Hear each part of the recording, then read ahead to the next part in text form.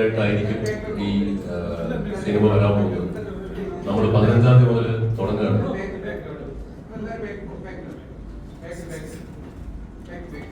ശിവചേട്ടൻ മാനവ പ്രൊഡക്ഷൻ കൺട്രോളിൽ നടന്നുകൊണ്ടിരിക്കുകയാണ്.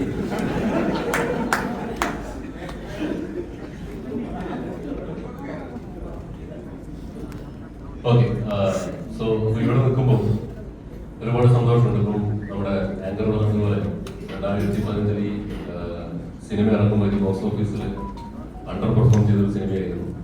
അത് പറയാനുള്ള നല്ലൊരു വാക്കാണ്. വിഷമിപ്പിക്കേണ്ട, ബോക്സ് ഓഫീസിൽ പൊട്ടിപ്പോയൊരു സിനിമയാണ്. അതാണ് റിയാലിറ്റി. അണ്ടർ പെർഫോമൻസ് ഒന്നും ആയിരുന്നില്ല.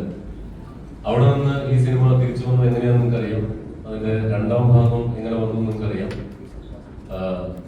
അപ്പോൾ തൊട്ട് നമ്മൾ ആലോചിച്ചിരുന്നത് ഇതൊരു റിലീജിയാക്കി ഒരു 3 പാർട്ട് ഫിലിമാക്കി ഈ യൂണിവേഴ്സ് അവസാനിപ്പിക്കണം ഒരു ആഗ്രഹമുണ്ടായിരുന്നു. അതിന്റെ എഴുത്തും പരിപാടിയൊക്കെ നടക്കുന്നുണ്ടായിരുന്നു.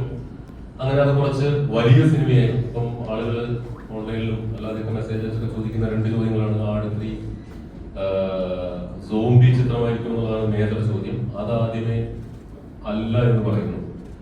എന്തായാലും സോംബി പടമല്ല. പക്ഷേ ഇത്തവണ നമ്മൾ ആടിന്റെ സ്വഭാവം മാറ്റാതെ, അതിന്റെ ഫ്ലേവറുകൾ ഒന്നും മാറ്റാതെ സിനിമ അല്പം വലുതാക്കുകയാണ്. പ്രൊഡ്യൂസർ പറയാൻ അനുവാദം തന്നത്രയും മാത്രമേ ഞാൻ പറയുള്ളൂ.